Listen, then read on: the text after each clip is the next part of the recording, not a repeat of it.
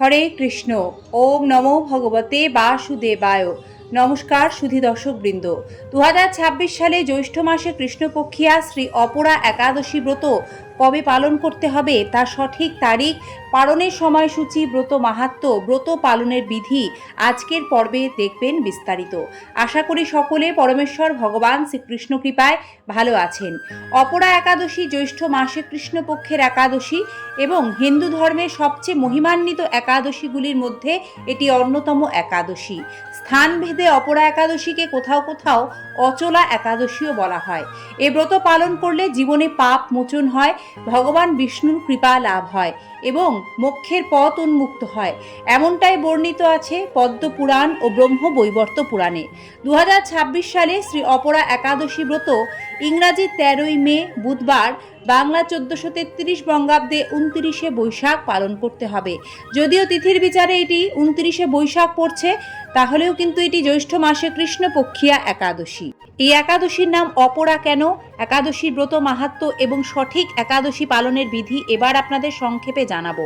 সংস্কৃত শব্দ অপরা মানে অপ্রতিম বা অতুলনীয়। এই একাদশীর আরেক নাম অচলা একাদশী। ভাগবত পুরাণ ও পদ্মপুরাণে বর্ণিত আছে এই একাদশী ব্রতফল সব পুণ্য কাজের চেয়ে বেশি ফল প্রদান করে।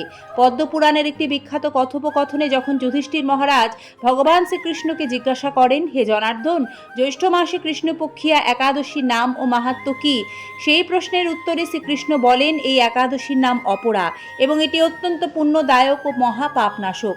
অপরা একাদশীর মূল 3টি বৈশিষ্ট্য আমাদের জানা প্রয়োজন। প্রথম, এটি ভগবান শ্রী বিষ্ণুর ত্রিবিক্রম রূপের আরাধনার জন্য উৎসর্গীকৃত, যেই রূপে তিনি 3 পদক্ষেপে সমগ্র ব্রহ্মাণ্ড জয় করেছিলেন। দ্বিতীয়, এ ব্রত পালনে ব্রহ্ম হত্যা, গুরু হত্যা সহ মহাপাপ বিনষ্ট হয়।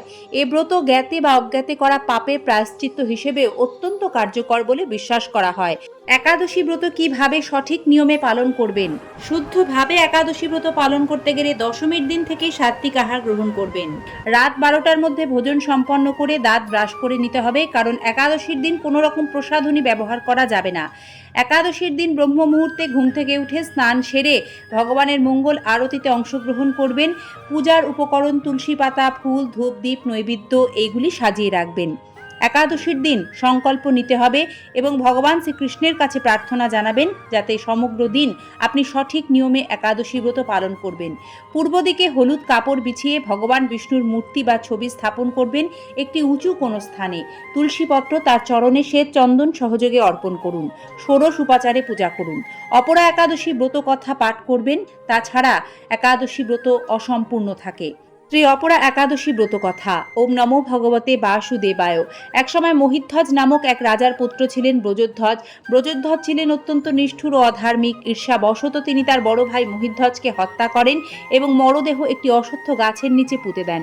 মহিধ্বজের আত্মা সে গাছে প্রেতজনিতে আটকে পড়ে। একদিন ধৌম্য নামক এক মহর্ষি ওই পথেই যাচ্ছিলেন। দিব্য দৃষ্টিতে তিনি সমস্ত ঘটনা বুঝতে পারেন এবং অপরা একাদশী ব্রত পালন করে সে ব্রতফল মহিধ্বজের আত্মাকে সমর্পণ করেন। ফলে মহিধ্বজের আত্মা প্রেতজনি থেকে মুক্ত হয়ে বৈকুণ্ঠে গমন করে। এ কথার মর্ম, অপরা একাদশী ব্রতফল কেবল নিজের জন্যই না, পূর্বপুরুষ এবং আত্মীয় স্বজনের মুক্তির জন্য ব্যবহার করা যায়। একাদশীর ফল অপরকেও প্রদান করে শ্রী হরি কৃপা লাভ করা যায়। একাদশীর দিন অনুকল্প কৃষ্ণ প্রসাদ গ্রহণ করে ব্রত পালন করা যায়। যে জিনিসগুলি একাদশীতে অনুকল্প হিসেবে খেতে পারবেন সেইগুলি সব ধরনের তাজা ফল, দুধ ও দুগ্ধজাত পণ্য, শাকসবজি, গোল আলু, মিষ্টি আলু, চাল কুমড়ো, পেঁপে, মিষ্টি কুমড়ো ইত্যাদি, শুদ্ধ সাবুদানা, পানি ফলের আটা, মাখানা অর্থাৎ পদ্মের যে বীজ সেটিকে মাখানা বলা হয়, বিভিন্ন ধরনের বাদাম, শুকনো ফল, অবশ্যই সৈন্ধব লবণ।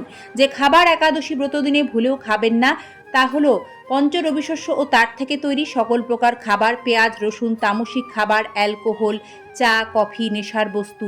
সাধারণ যে দৈনন্দিন ব্যবহারের লবণ সেটা কিন্তু ব্রত দিনে খাওয়া যায় না, সেজন্যই সৈন্ধব লবণ খেতে হয়। মশলাযুক্ত ভারী খাবার এবং সরষার তেল, তিল তেল এইগুলি খাওয়া যাবে না। এর বদলে শুদ্ধ গাওয়া ঘি, বাদাম তেল ব্যবহার করে আপনারা অনুকল্প প্রসাদ তৈরি করবেন। তবে যাই গ্রহণ করবেন ভগবানকে ভোগ নিবেদন করেই গ্রহণ করবেন। অপরা একাদশী ব্রত পালন করলে কি কি পুণ্য ফল পাওয়া যায়? পদ্মপুরাণে এর বর্ণনা আছে স্পষ্টভাবে। পদ্মপুরাণে স্বয়ং পরমেশ্বর ভগবান শ্রীকৃষ্ণ বলেছেন, অপরা একাদশী ব্রত পালন করলে যে পুণ্য ফল পাওয়া যায় তা কাশী, প্রয়াগ বা নৈমিষারণ্যের তীর্থযাত্রার চেয়েও বেশি। অপরা একাদশী ব্রত পালনে ব্রহ্ম হত্যার পাপ থেকে মুক্তি মেলে, গুরুর প্রতি কৃতজ্ঞতার পাপ মোচন হয়, মিথ্যা সাক্ষ্য, ধর্মঘাতক কাজের পাপ বিনষ্ট হয়, অজ্ঞাতে বা জ্ঞাতেকৃত সমস্ত পাপ ক্ষয় হয় শ্রীহরি কৃপায়, পূর্বপুরুষদের আত্মার শান্তি ও মুক্তি লাভ সম্ভব হয়। অপরা একাদশী 2026 সালে পালন করবেন ইংরাজি 14ই মে বৃহস্পতিবার বাংলাদেশ সময় অনুসারে ভোর 5:16 থেকে সকাল 9:42 মধ্যে, আর ভারতীয় সময় অনুসারে 14ই মে বৃহস্পতিবার ভোর 4:56 থেকে সকাল 9:20 মধ্যে। এই সময়ের মধ্যে ভগবানকে পঞ্চরবিশস্য ভোগ আদি ব্যঞ্জন তুলসীপত্র সহযোগে ভোগ নিবেদন করবেন। একাদশীর ফল ভগবানের শ্রীচরণে সমর্পণ করতে হয়। একাদশীর পারণ মন্ত্র যা হলো ওং অজ্ঞানতিমিরান্ধস্য ব্রতে নানেন কেশব প্রসীদ সুমুখনাথ জ্ঞান দৃষ্টিপ্রদ ভব, এই মন্ত্র বলে ভোগ নিবেদন করবেন। ভগবানকে ধূপ দীপ নৈবেদ্য অর্পণ করে দেখিয়ে সব শেষে পূজা সম্পন্ন করে সেই ভোগ কৃষ্ণ প্রসাদ হিসেবে গ্রহণ করবেন। যত সম্ভব পারবেন প্রসাদ বিতরণ করবেন। এভাবে একাদশী ব্রত শাস্ত্রমতে পূর্ণরূপে সমাপন করলে ব্রতের ফল নিশ্চিত রূপে পাওয়া যায়, শ্রীহরি কৃপা লাভ হয়।